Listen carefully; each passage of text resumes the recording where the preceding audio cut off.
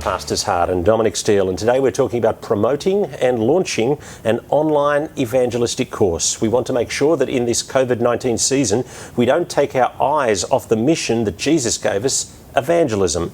The relational course has served us so well over the last 15-20 years, but it is a different ballgame leading the course online. We're going to talk to two of our Introducing God leaders, and we'll think about the principles for the relational course and then how they apply in the online context. Before we come to Laura and Michael, though, I just want to put it out there that we would like and in fact need your support for the Pastor's Heart ministry. I'm increasingly encouraged by the number of people who are joining us as patrons. You can do that by going to www.patreon.com/thepastor'sheart.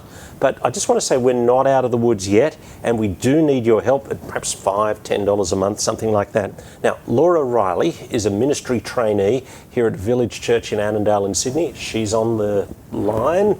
Good afternoon, Laura.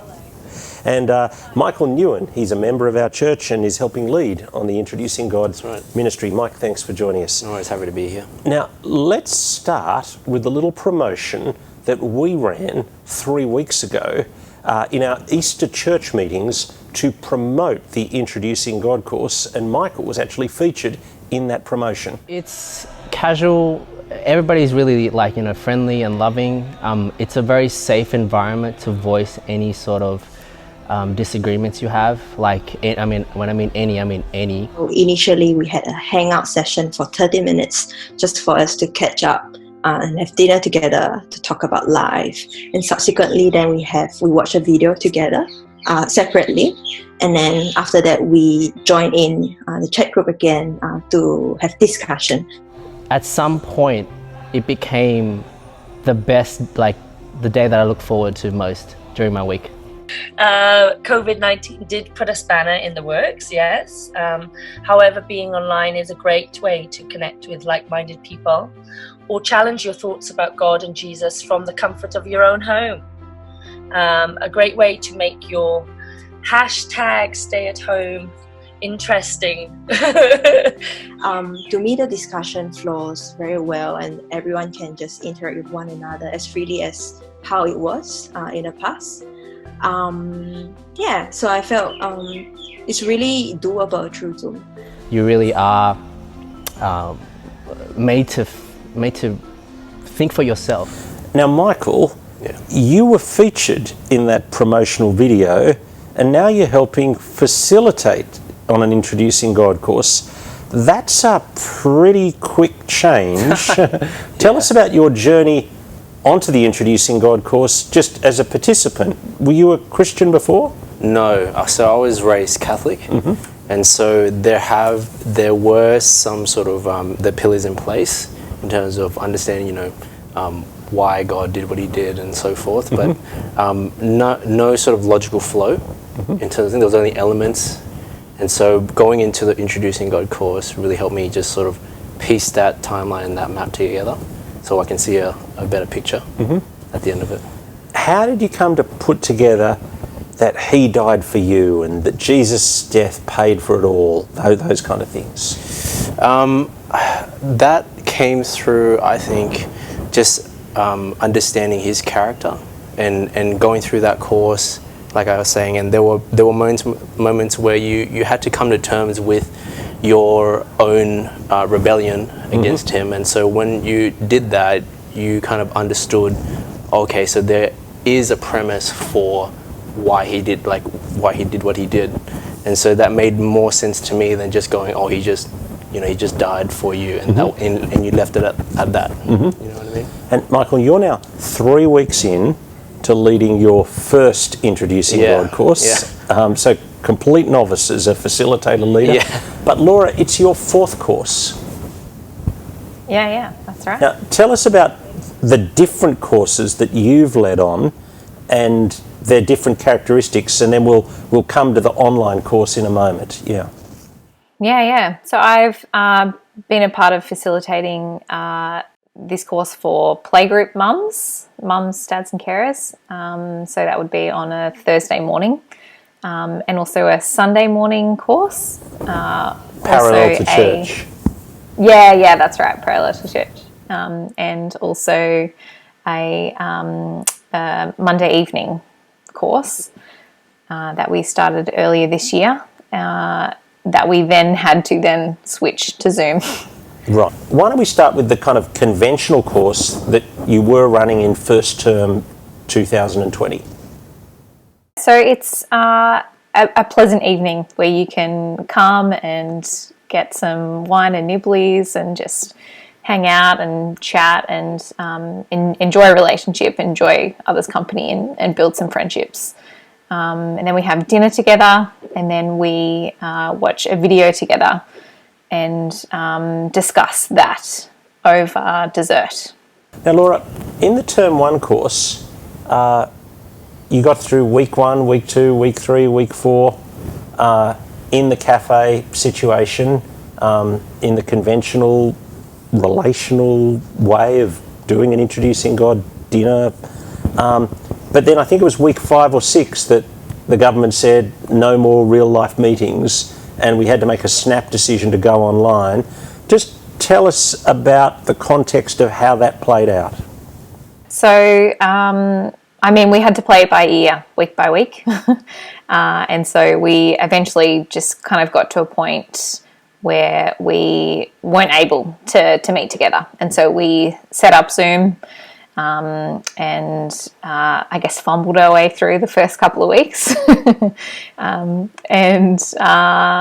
it worked out pretty well, to be honest. I was a bit skeptical as to how it would all work because it's a very relational course, and I wasn't sure if Zoom would be able to facilitate that relational growth, but it's been fine. It was fine because we had built that relationship for the first couple of weeks, a month or two, and then to transition to Zoom, it was pretty easy, really, and just kind of picked up from where we left off. Now, as I've spoken to other ministers of churches the last couple of weeks, the feedback that I've had is that I guess there's been two sorts of churches. There were churches that were running a relational evangelistic course when COVID-19 hit and so had to make the change, and those churches are feeling confident enough to start a new course today. And then other churches that haven't had an experience of doing evangelism online, and so therefore either the minister's not feeling confident enough to go with it, or the ministry team is not feeling confident enough to go with it. You had 3 weeks of experience running the back end of the course in term 1. That's given you a courage to start a new completely online course in term 2. So take us now to the promotion of the online course. How did you gather the guests to come on the course with you? And well, firstly, how many guests have you got on the course with you? We have 13 guests. We had more interest than that, and it'll be our 3rd week tomorrow night. So we've had a couple of people drop off within the first couple of weeks, but I'll be expecting 13 guests tomorrow. Okay, and just to give people a picture, how many host facilitators have you got on the team with you? We have 4 team members and a couple of Christian participants that have brought their friends along. So we've got maybe 2 Christian participants plus the 4 leaders. You're about to tell us how you recruited people onto the course. A couple of people are friends of our church members, and a few people have just RSVP'd online. And so they've never known Village Church before, but somehow found us online and decided to come to this course. So playing that little promo that we talked about, or that we played a minute ago, we played that over Easter a number of times. People saw that promo, heard a sermon where the application point was come to the Introducing God course, and have signed up to come along. Yeah.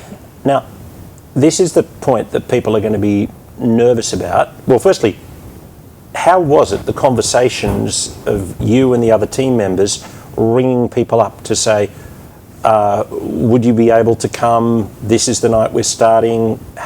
How did those conversations go? I always find it a bit daunting, although I'm finding it less daunting now that it's my fourth time around. But people were positive and keen and, wanted to be a part of it. And I think you never get a negative response. Do you think people were more keen in this COVID-19 season than your experience ringing people up 12 months ago? Yeah, I think so. And I'm not sure if it is because people are thinking about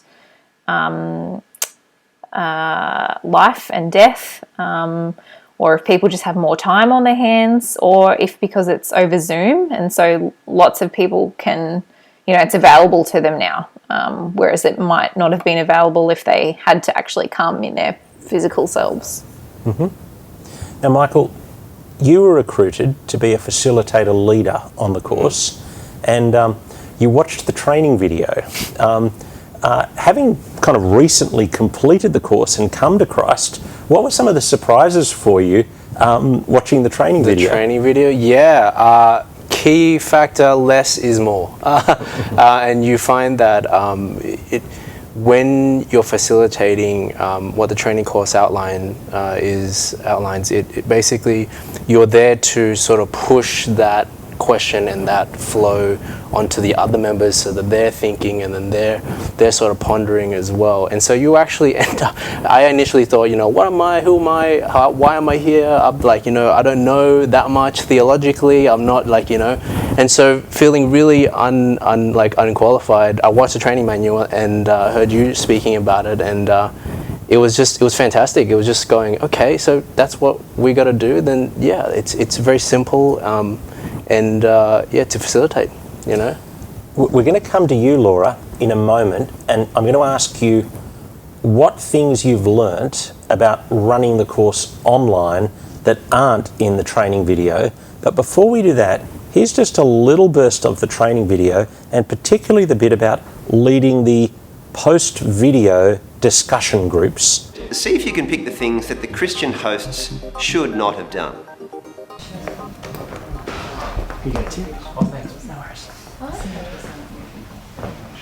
Okay, so we've all got our coffees. So let me start by asking, how does everyone feel? What do you think about what Dominic said tonight?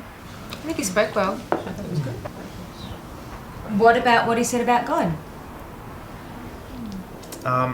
Actually, I felt like what he had to say was just a whole lot of rubbish. Oh really? What do you mean? I thought it was a great talk. Haley, don't you think it was really clear the way he explained how God made us, how we reject him, and how God is going to punish us? Yeah, I thought he explained it very clearly, yeah. Yeah, but I guess just how I felt was that that's what's wrong with Christianity. It's all about judgment and authority. I was watching Richard Dawkins actually on YouTube, and what he had to say about it makes a whole lot more sense. His worldview, just saying that science has nullified our need for Christianity now. Josie, what do you think? Oh, I pretty much think that all religions are the same. I mean, don't they basically say the same thing? They all give you a way to live and a way to get to God. Well, no, that's the point. They're not all the same. There's one God. That's what the Apostle Paul says. And he's going to send his son Jesus to judge the whole world. Yeah, that's what I don't agree with from what Dominic was saying. I mean, the whole Jesus thing. Wasn't he just a human like everyone else? There are plenty of opinions about who Jesus is. Yeah, but there's lots of different ways to interpret the Bible, and that's what it's got to do with. It's about how you see the Bible. I mean, like you can have Catholic Jesus, or what's another kind of Jesus? Vegetarian Jesus. Yeah, vegetarian Jesus. Gay Jesus. Gay Jesus. My best friend, she's gay, and she's been given a lot of rubbish and got burnt by what Christians have had to say to her. And I mean, she's been to one church where they thought it was okay to be gay, but I don't know. What do you guys think? Well, listen, a lot of people don't like this, but the Bible is very, very clear on this point. Any sex outside of a one man, one woman heterosexual marriage is flat out wrong. So, what did the Christian hosts do wrong? What shouldn't they have done?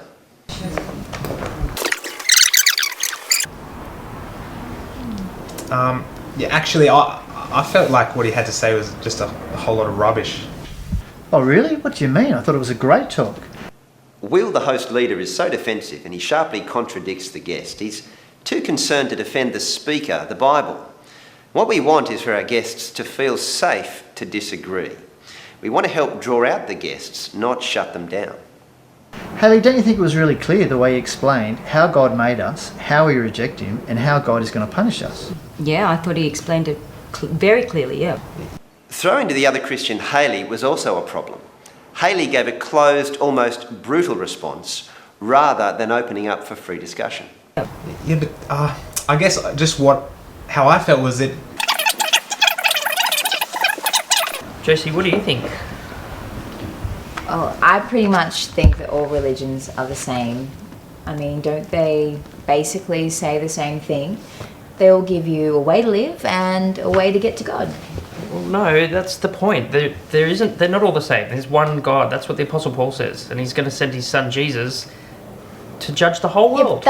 In response to Josie, the guest's answer, Brent, the other host, sharply contradicts her and shuts down what she said. That's what I don't agree with from what Dominic was saying. I mean, the whole Jesus thing. Wasn't he just a human like everyone else? There are plenty of opinions about who Jesus is. This condescending look down her nose response makes it just about impossible for the non-Christian guests to go anywhere. It's almost a complete shutdown of conversation. Yeah, but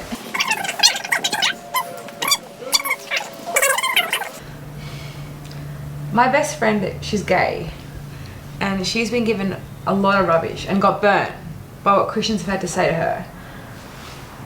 And I mean, she's been to one church where they thought it was okay to be gay, but I don't know. What do you guys think? Well, listen, a lot of people don't like this, but the Bible is very, very clear on this point. Any sex outside of a one man, one woman heterosexual marriage is flat out wrong. Now, Will here was theologically flawless but pastorally disastrous. Now, let's ask a couple of others who've invited friends on Introducing God what they've learnt about hosting a table. I really didn't see it as leading. I felt the video, the film, spoke for itself, and so I prefer the word facilitator. I think if you can create an environment where people are friendly and comfortable. It works by you shutting up. You're there to lubricate the conversation, to catch the ball, to bounce the ball. The way you love people is by listening to them. So to ask questions and then really listen. But then I think you go on and ask people what really struck them. The table group leader doesn't have to feel like they're under attack. The speaker can be the guy who's under attack, if you like, and that's good in a sense because they can engage with something outside of the table group. So people feel okay about, questioning what's said, and it is easy because it's a video person. I mean, I think the things that work well. I think when people actually care about what other people are saying, are interested in their ideas and their thoughts, and they're willing to listen. Not being the expert, but also sharing your faith journey as well. Letting it go on the sidetracks. Letting particularly the guests dictate where the discussion goes. Sometimes it's okay to let something blaringly wrong kind of go through to the keeper, and even if you don't want to pursue that thing, just if you ask, what do other people think, and let the discussion go on rather than saying, no, that's wrong, or trying to argue the person round. I think things that destroy conversation in Introducing God are, they can be comments or questions that seem like personal attacks. So they're things that make people shut down, make people too scared to talk about their ideas, to share their thoughts. Often you don't see the clangers because people do the training. We say to people, you can't be on a table if you haven't done the training, and that seems to kind of weed out the clangers, if you like. Now, Laura, let's talk about leading the online evangelistic course. And you've got people, they've clicked on the link at about 7 o'clock on that first night. What do you do differently in an online course to an online course, to a real life course? Because you would have just walked up to somebody and said, let me pour you a red wine, welcome along, when it was in the room. How do you do it online? The same, in that you greet everyone that signs in or walks through the door. Clicks on the link, the portal,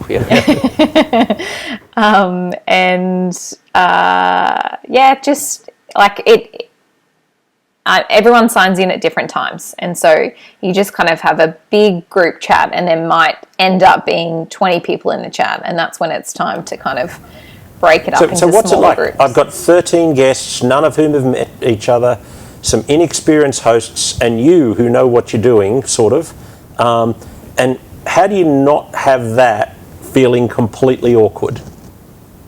I guess you have a clear leader, and I think when there's a clear known leader, there's safety and security in that for guests.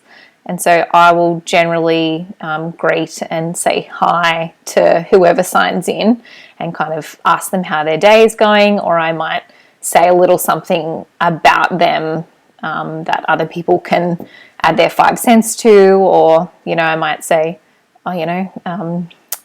you live in this area, so does this person, and, they can chat about how, horrible that it is that the beaches are closed now, or, and so it's just kind of knowing who's around and how to link people up and engage them with each other. And the goal of this time in the evening is to have non-religious, secular, friendly, safe conversation. And how did that go, Michael? First night? First night, yeah, look, it actually went pretty well. We bounced off like one another, and there are some awkward moments, like that 100%, but I think it's important for the facilitators to sort of always have something in the background to say, whether it be to each other, and as if they hear more voices in going on, they're more encouraged to say something, even if it's just and having common topics and just going off of that. It gets people going. Yeah. And after a few minutes of 20 people in the room, you broke into great breakout groups, Laura? Yeah, that's right. So I'll break them into their groups that they'll have discussion with afterwards, after the video. Mm-hmm. And then you watched the video. Now, you were telling me the first time you did it this way, and then the second time round you did it this way. Talk about the wrong way and then talk about the right way of playing the video. Yeah. So first of all, buy a Zoom account because I used to run out at 40 minutes, and so we would meet, and then I would send them the link to the video, and then I'd say, all right, let's watch the video, and then we'll tune back in at 8 o'clock. But with signing out and then having to sign back in, there was a lot of stuffing around, and people would kind of log back in 5 or 10 minutes later, and so it would just kind of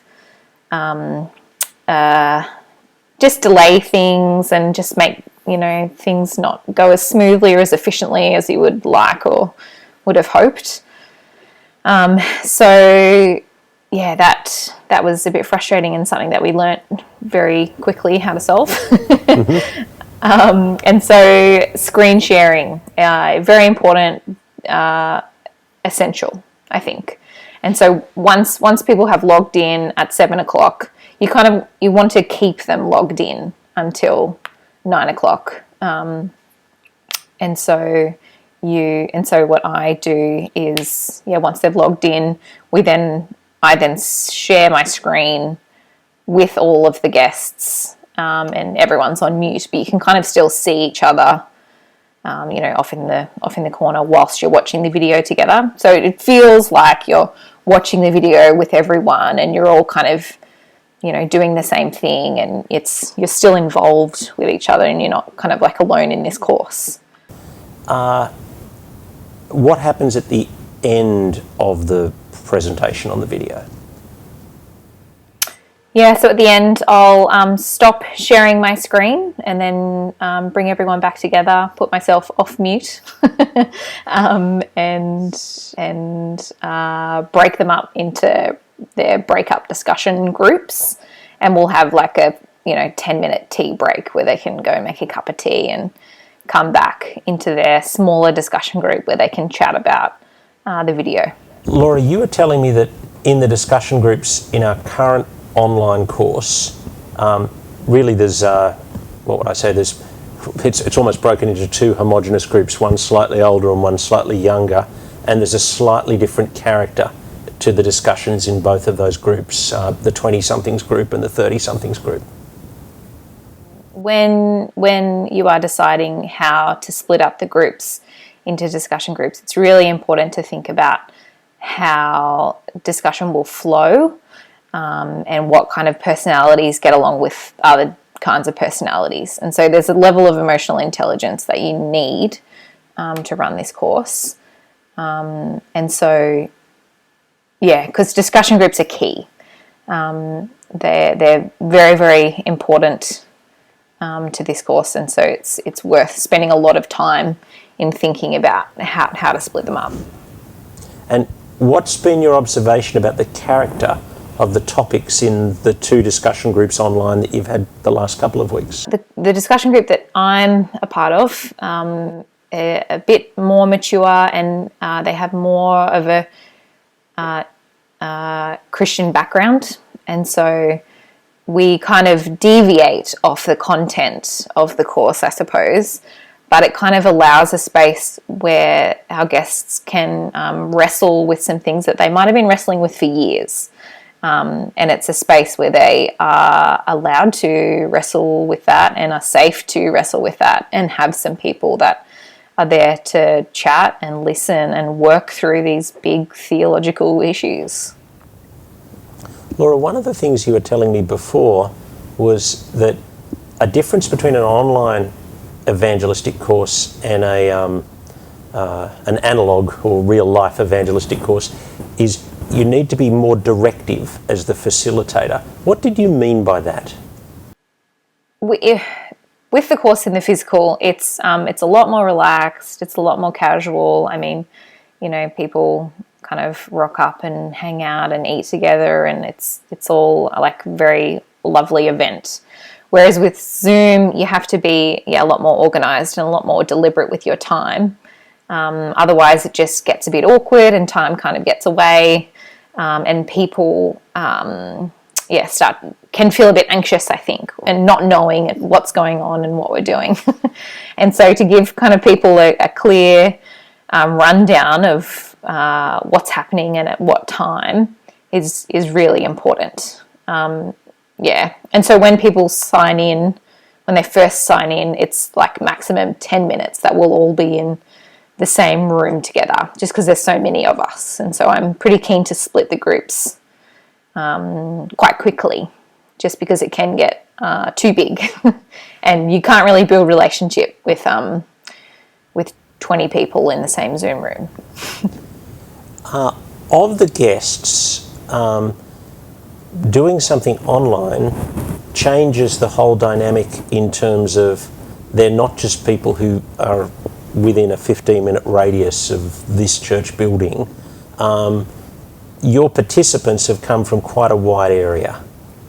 Well, Zoom has made it able for them, and so we've had lots of people internationally, and people that are further away in Sydney, south, and even further north, Central Coast area, and so it's just we've got a big span of people now that we're online. What place do you see that there is for, a mid-sized church like us in terms of running digital evangelistic ministry after this whole COVID-19 season? Would you expect, a church like us, which has run 5 or 6 Introducing God courses a year, would you expect us to continue to run a digital online ministry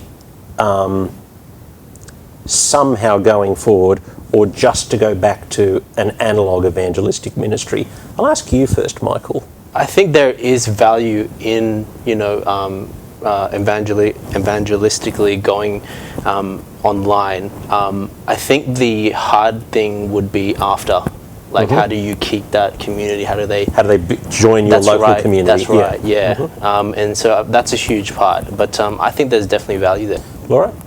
I definitely agree with Michael. I mean, the issue that you would face in continuing it online, especially with this broad range of people from everywhere, is how do you pastorally care for them afterwards? And so I think that would be tricky and complex. But at the same time, huge value in doing online ministry, absolutely. So I'm just thinking aloud here, because this is new for me. If we were thinking this was going to be potentially part of our suite of evangelistic tools going forward long term, then I think as a church pastor of another church, it'd be worth giving it a go now, when your church members are much more likely to be willing to give it a go in this COVID season than when we're back into the analogue season in the future. Yeah. Michael, thanks very much for coming to talk to us. Thank you. And Laura, thank you for talking to us. No worries. My guests on The Pastor's Heart, Laura Riley, she's a ministry trainee at Village Church here in Annandale, and Michael Nguyen, who is a member of our church here, both of them helping facilitate the Introducing God course that we're running at the moment. It kicked off on the week after Easter, and that was an interesting difference between the online course and this current season. We thought normally we would have waited till the end of the school holidays to start the course, but when nobody's going out and nobody can go anywhere, you might as well start the course immediately. Thanks for joining us on The Pastor's Heart, and coming up over the next couple of weeks, we're going to be talking about, Pete Mayrick is going to be with us to talk about a survey of ministers on how they're coping during this COVID-19 season, and we're going to be talking to Bishop Gary Koo on things he's learnt, things he's thinking about COVID-19, and the whole strategy of re-entry for churches back into the analogue world. That's coming up on The Pastor's Heart. Thanks for joining us. See you next time.